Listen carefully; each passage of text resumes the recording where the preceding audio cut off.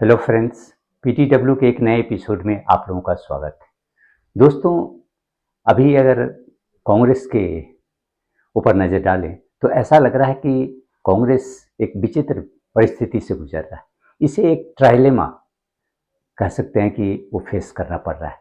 एक तो ideological dilemma है, दूसरे दूसरा है कि ये एग्जिस्टेंशियल डायलेमा, और थर्ड कह लें कि पॉलिटिकल और स्ट्रेटजिक डायलेमा।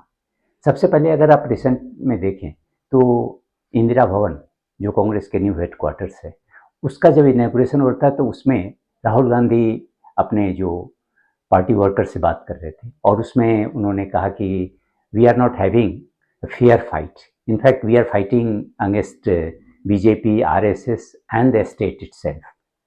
तो इसका बड़ा ही क्रिटिसाइज हुआ है, क्योंकि जैसे ही आप ये स्टेटमेंट दे रहे हैं कि we are fighting against the state institution itself, इसका मतलब कि आप बीजेपी गवर्नमेंट या मोदी गवर्नमेंट को स्टेट से आइडेंटिफाई कर रहे हो, और दूसरी तरफ आप खुद भी उसी सिस्टम का पार्ट हो, क्योंकि आप एक तो लीडर ऑफ अपोजिशन का पोस्ट होल्ड कर रहे हो, तो आप ऑलरेडी उसी स्टेट का पार्ट हो, तो फिर आप ये कह नहीं सकते कि we are fighting against the state issue. और इसका बीजेपी वालों ने बड़ा ही फायदा उठाया। उन्होंने तुरंत, क्योंकि अगर देखें तो नक्सल आइडियोलॉजी और ये एक्सट्रीम लेफ्ट आइडियोलॉजी उसी में होता है कि they are fighting as the state itself, state as well as its symbols.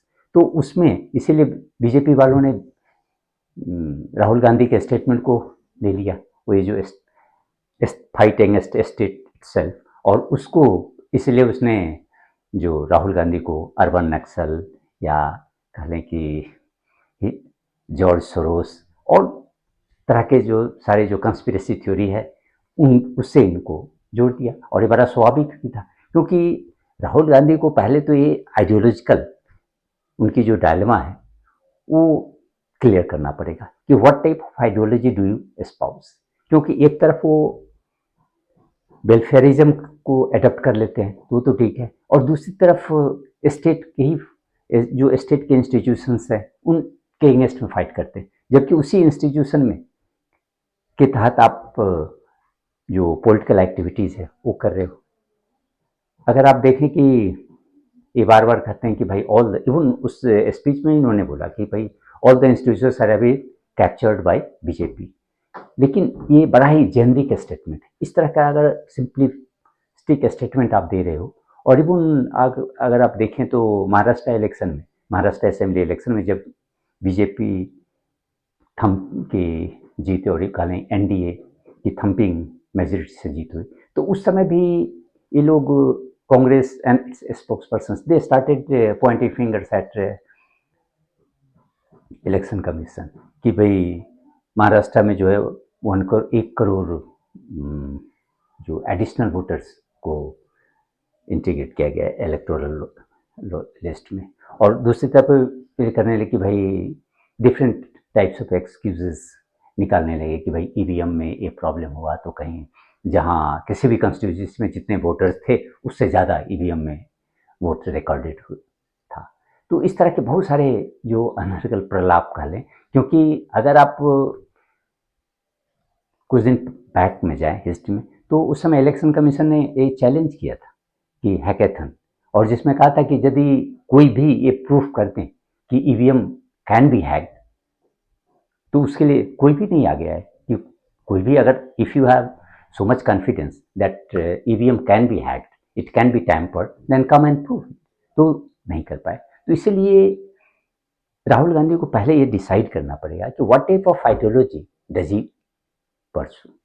Is it extreme left और इज इट एक्सट्रीम राइट, और कहने की वेलफेयरिज्म, मन किस तरह का ये सेंट्रिस्ट अप्रोच। क्योंकि अगर कांग्रेस की होल हिस्ट्री को देखें तो कांग्रेस का जो आइडियोलॉजी रहा वो मोरलेस सेंट्रिस्ट रहा है, क्योंकि ये जो एक्सट्रीम कले हैं राइट विंग की पार्टी, जैसे बीजेपी इटसेल्फ राइटिस्ट पार्टी, तो उसके भी आइडियोलॉजी को, जैसे नेशनलिज्म है उसको भी पिक कर लेता है। दूसरी तरफ जो लेफ्ट की जो आइडियोलॉजी है वेलफेयरिज्म, उसे भी पिक करता है। तो इस तरह से इसकी मोरलेस सेंट्रिस्ट आइडियोलॉजी थी।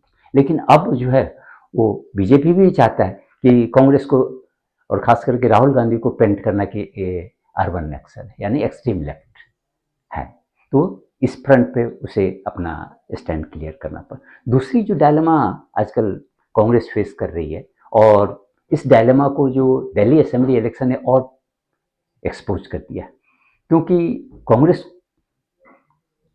अगर एक समय देखें कि पूरे ऑल इंडिया लेवल पे almost each and every state में कांग्रेस का प्रेजेंस था और इवन डोमिनेंट प्रेजेंस था। लेकिन अभी अगर आप देखें तो धीरे धीरे कांग्रेस का जो बेस है वो श्रिंक कर रहा है।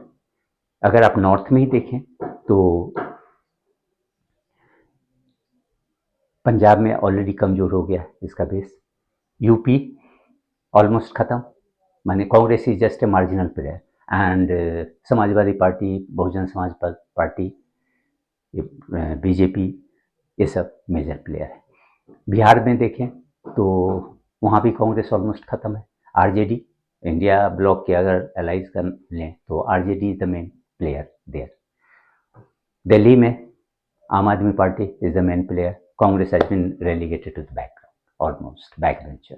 इसलिए अगर दो असेंबली इलेक्शन को देखें तो Congress could have single seat, जैसे 2015 में या ये 2020 में भी not a single seat Congress could have.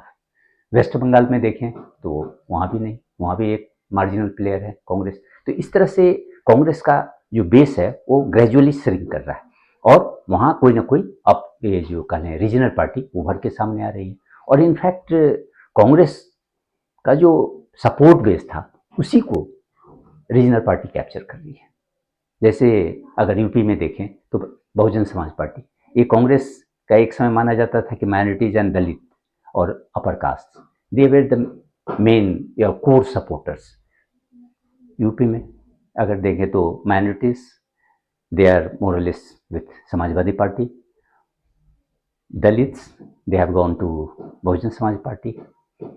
तो इस तरह से जो रीजनल पार्टीज और कांग्रेस दोनों का बेसिकली एक कॉन्फ्लिक्ट ऑफ इंटरेस्ट, क्योंकि जो स्पेस कांग्रेस खाली कर रहा है उसी को रीजनल पार्टी ये कर रही है, मतलब कैप्चर कर रही है। तो इसीलिए ओरिजिनल पार्टी का जो इंटरेस्ट है वो हमेशा they want to keep the Congress weak, and Congress का जो इंटरेस्ट है तो रीजनल पार्टीज को फाइट करना पड़ेगा।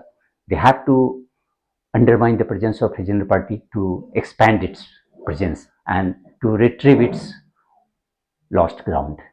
तो अब ये कांग्रेस को डिसाइड करना है कि भाई what they want, do they want to strengthen its presence or do they want to expand its presence again as it was earlier, या इनका लक्ष्य जो है वो केवल बीजेपी को टारगेट करना है। तो इस फ्रंट पर, क्योंकि अगर आप देखें कि ऑलरेडी दिल्ली इलेक्शन में अब रीजनल पार्टीज का जो भी almost all the India bloc allies, जो एनसीपी हो या शिवसेना हो, TMC, even Samajwadi Party, all have urged Congress to give a free hand to Aam Aadmi Party, because that they think कि भाई दिल्ली में तो Aam Aadmi Party is the main player, so Aam Aadmi Party should have the support of all the India bloc partners to fight against the BJP। लेकिन कांग्रेस को भी है कि अगर कांग्रेस को वापस आना है तो इसे फाइट करना ही पड़ेगा। They have to fight against the आम आदमी पार्टी here।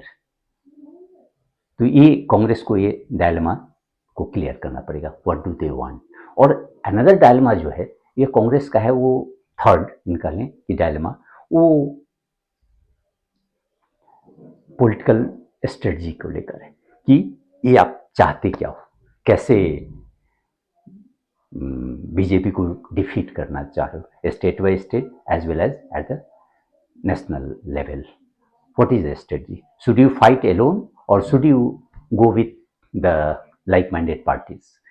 और ऐसा भी कह लें कि जो like-minded parties की बात करती है तो ऐसा नहीं है कि these parties have any ideological commitment to secularism and they are against BJP, क्योंकि कभी ना कभी ये सारे पार्टी, चाहे वो एनसीपी हो या टीएमसी हो ममता बनर्जी के, या कह लें बहुजन समाज पार्टी हो, या इवन आर नहीं not RJD, they are not been part of NDA, but कह लें ये Janata Dal united, it has been part, even JDS, it has been, right now it is part of NDA, earlier it was part of India Bloc.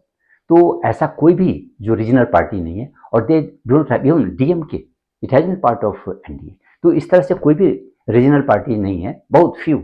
Samajwadi party, they are also suppose to have some understanding on various seats.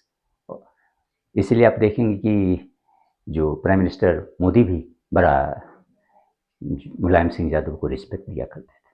तो इस तरह से ये जो regional parties है, इनका जो अपना पॉलिटिकल एग्जिस्टेंस को बचाए रखना और अपने टर्फ को बचाए रखना, ये मेन गोल है। उनका आइडियोलॉजी से कोई लेना देना नहीं है, they have their own interest, that's all.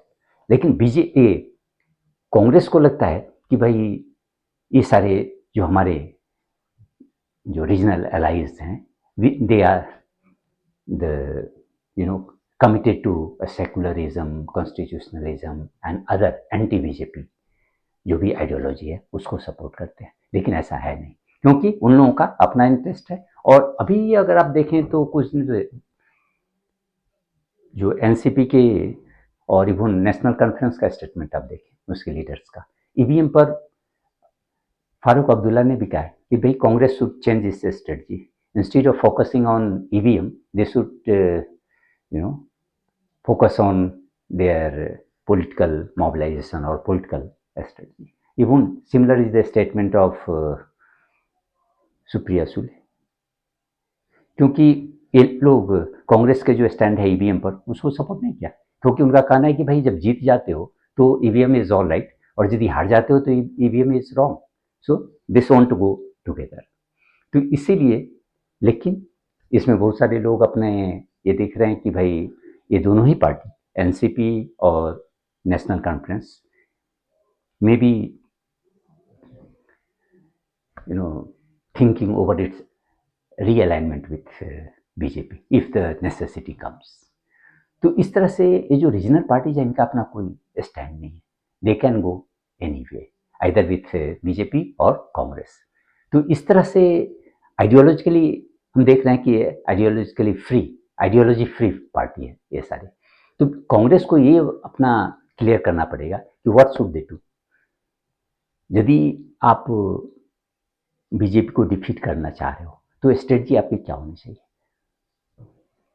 आप अपने एंड पे और अपने, do you want to fight on its own और in alliance with the regional parties? I think यदि आप रीजनल पार्टी के साथ भी अलायंस करते हो तो you should be free to fight against them at the state level. National level पर तो ठीक है, और इवन नेशनल लेवल पर भी कांग्रेस का अगर कहने की सीट, ये रीजनल पार्टी जब भी अगर निगोशिएशन होता है तो Congress will get major share और even larger share in the state, in any state. In fact वो तभी संभव है जब कांग्रेस का स्ट्रेंथ उस स्टेट में अच्छा खासा हो, otherwise Congress will be pushed back.